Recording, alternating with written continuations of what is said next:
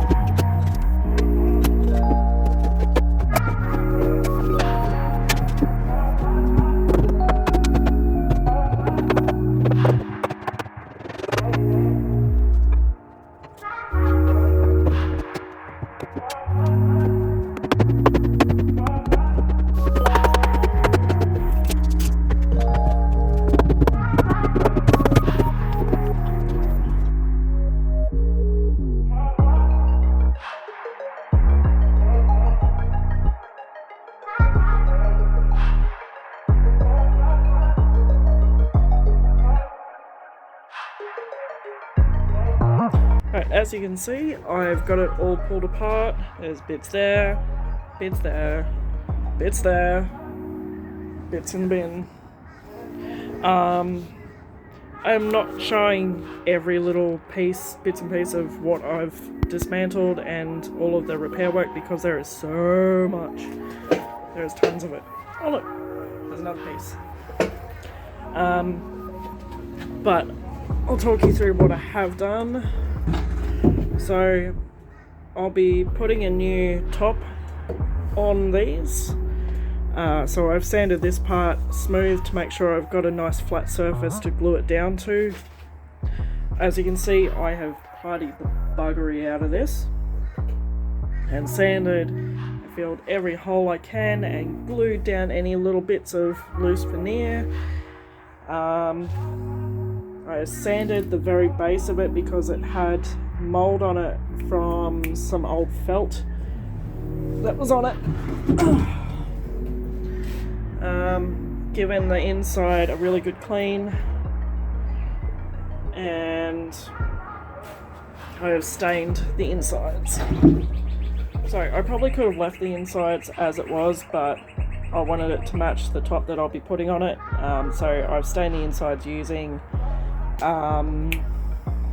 Dixie Belle No Paint Gel Stain in the colour Espresso. So I'm going dark and kind of old worldy with this, so it looks shocking on camera, but I'm really happy with it in person. The wood inside these was quite dry, so it's come up kind of patchy, but believe it or not, this was actually the look that I'm going for.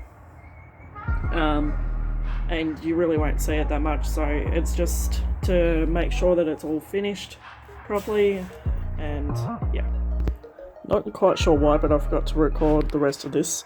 But this is the strip off the back that sits underneath the mirror, and I cut it down to cut the arches off, and then fixed it all up and painted it to put back along the back of the desk. This piece will make more sense later as it comes together more, but this is pretty much just a support piece in the middle that I screwed in from the inside of the drawers. So this is a finger jointed panel, wood panel that I got from Bunnings. I think it cost me about $30 and then $10 for delivery. I only needed to cut a small amount off the end, but as you'll see later, I measured the depth of this piece wrong, and it's actually a bit shorter than what I would have needed. So as I said, I got this from Bunnings, but I imagine anyone in different countries would be able to get something very similar, if not exactly the same. So here I'm drilling the holes for dowel plugs and gluing those into place. To mark where I need them to go on the underside of the desktop, I'm tapping these into place and using a pencil to mark the top of them with the lead, obviously. Words are failing me. I place the desktop where I want it to be, and then I use a rubber mallet to tap in each of those spots, and as you'll see, it has left lead marks where I need to drill the holes. Try and hold the piece as still as you can when you're tapping it, otherwise it'll move around. Before staining this piece, I'm sanding it all with, I think it was 180 grit sandpaper. I get my sandpaper discs from Sleek Brushes Australia. And now I'm going over it with Dixie Belle No Paint Gel Stain in the colour Espresso. I'm applying the stain before I attach the top just because it makes more sense and it makes my life a lot easier. Starting with the underside of the desk, which I've already done at this point.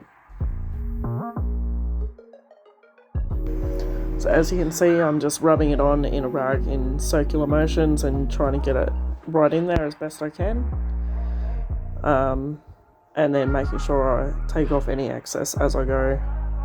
Wasn't really a great need to go in afterwards to remove excess. So I really wanted to use the colour Antebellum Blue for something, but for this piece I wanted a bit more green in it. So I'm doing a 50-50 mix of Portello, I think it was Portello, and Antebellum Blue, and mixing it in an empty coffee jar and getting paint all over myself. Before I start taping, I've taped off the inside edges and then using a knife to cut away the excess. To apply my custom mix of Antebellum Blue and Portello, I'm using a 38mm sleek brush. Once I've finished the first coat over the whole piece, I'll go in with a second coat using a misting bottle as I go to eliminate drag and to help with coverage. Surprisingly, I only ended up needing 2 coats of this.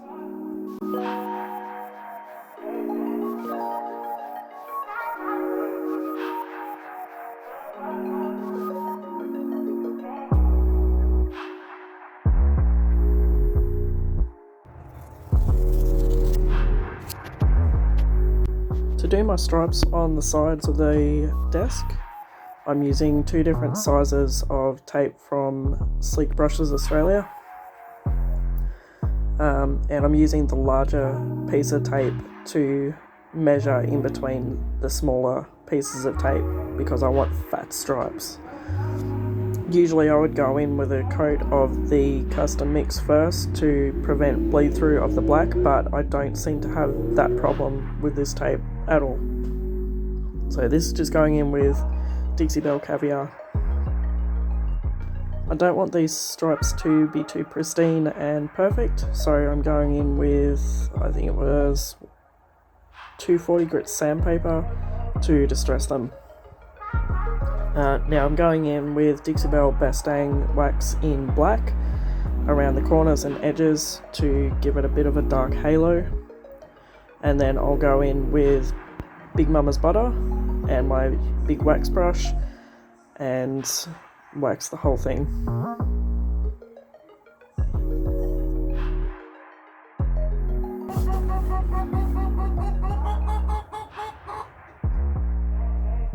So this is my first time using Would You Bend products. I will go into more detail with this in another short video, but for now I'll give you the gist of it. So it's pretty much just to heat it up with a heat gun to soften it and shape it to whatever you want it to be. I could make a curve with this or a straight line like what I have, and glue it down and just keep heating it up as you go to keep it soft and workable. I'm cutting the corners on these to make nice neat corners. I kept my design for this fairly simple with the Would You Bend this time around because it was my first go and I just wanted to test the waters and see how I go with it. Once I got going, it was really easy to work with. You can also stretch them, so I cut one of these pieces too short on a corner and I was able to heat it up on the end and stretch it to make it fit.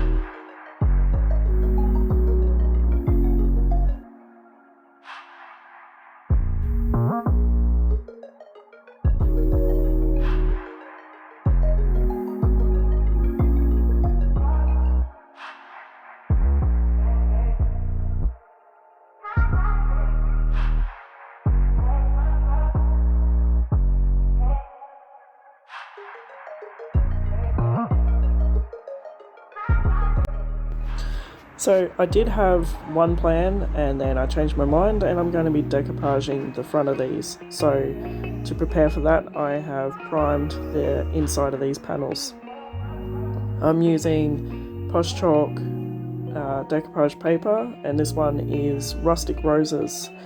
The size is A1. Obviously I won't be using the whole thing, so I'm going to cut it down to size so that it fits inside each of these panels that I've made. I could use a knife to cut this, but I don't want to, so I'm literally just placing it where I want the roses and running my thumbnail or fingernails along that inside edge to mark where I need to tear it. So that I don't have a straight blunt line, I'm using Posh Water and one of the small sleek brushes to mark where the line is. I'm going on the inside of the line that I've marked with my fingernails and then run the water down that edge and literally just tear it.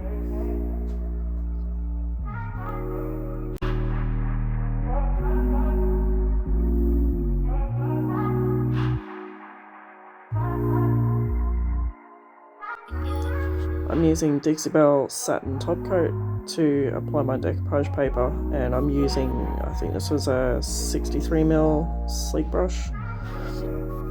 So I literally just brush the top coat on underneath and lay down the decoupage paper and use the same brush. I don't know if you can hear my kids. Using the same brush on top with the same top coat to go over it and push down, brush out any major wrinkles. I'm not concerned about small wrinkles, but that crease that's down the center of this one from where it was folded, I literally just run my finger along it and use my finger to press that down to get rid of it. Once that is all well and truly dry, you want to make sure it's really, really, really dry. I'm going around the edges with my custom mix and then going in after that with caviar to kind of blend it in with the paper.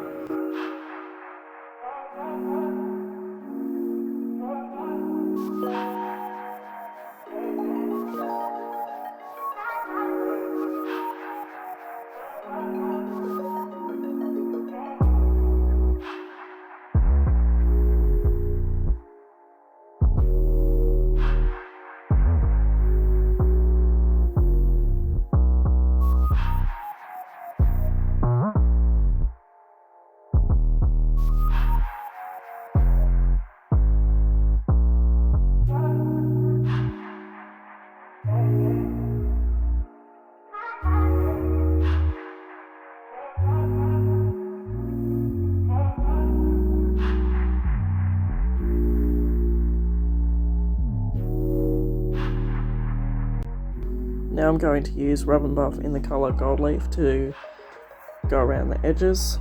So literally just using my finger and the tiniest little amount of this to rub it onto the wood you bend. If you get any of this where you don't want it, like I just did, you can just go in with a damp cloth or a damp rag and just wipe it away. Now I'm going to go in with Dixie Belle Basting Wax in the colour Black. And I'm just using a small stencil brush that you can get from Capriole Shabby Chic.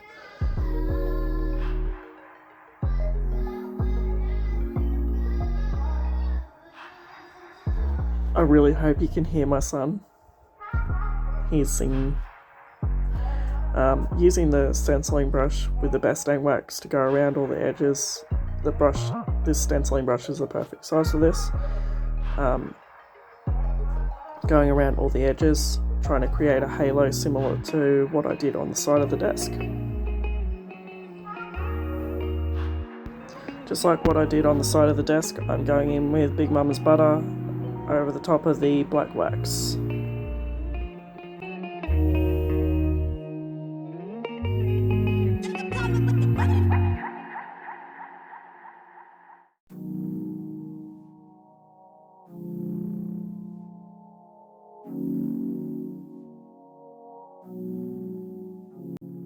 Now that I've finished painting and detailing the body of the desk, I'm ready to attach the top, so I just put a little bit of glue on the top of each dowel plug and then use a rubber mallet and a sock to tap it into place. I then pre-drill underneath to countersink the screw heads and pre-drill for the screws themselves, and then chuck some screws up there. I get my screws from Slick Brushes.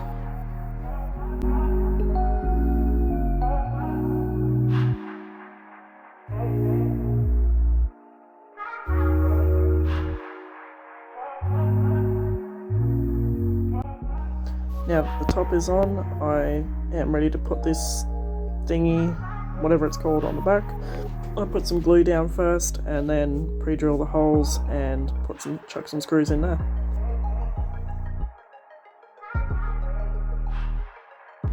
Using the same Rub and Buff Gold Leaf on all of the hardware, which is literally just these really cool metal handles, like these are solid and chunky, and using them on the hinges.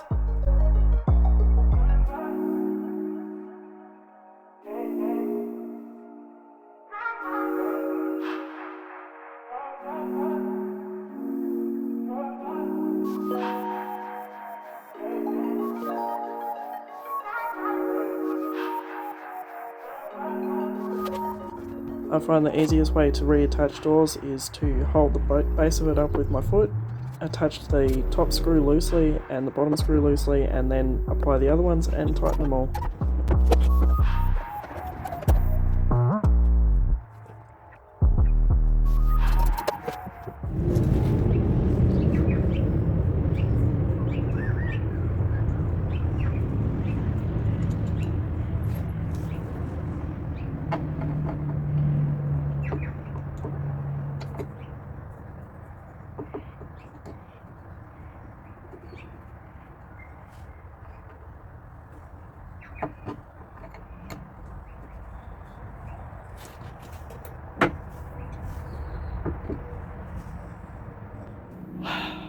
there you have it. Couple of problems. The latches that hold the door shut, like the ones that were original to it, were broken, so I've replaced them with ones that I've pulled off of another piece of furniture, but I just can't get them to line up properly, and they're just not going on right. And it's one of those fiddly things right at the end of a piece of furniture that just won't work with you. The other problem, I measured the top surface for this new piece after I took the doors off, so there's a little overhang, but I don't think that's a massive problem. All in all, I am really happy with it. It's turned out exactly how I pictured, and I will take some photos. Oh, I really hope you enjoyed this video. Yes, I got paint on my backdrop. Shut up. If you did like it, please remember to like and subscribe and share and comment and do all of that jazz. You can find all of the products I've used in the description, along with everyone else who is in this challenge. But if you are watching this, you're probably on the playlist already, so enjoy and remember to subscribe to everyone!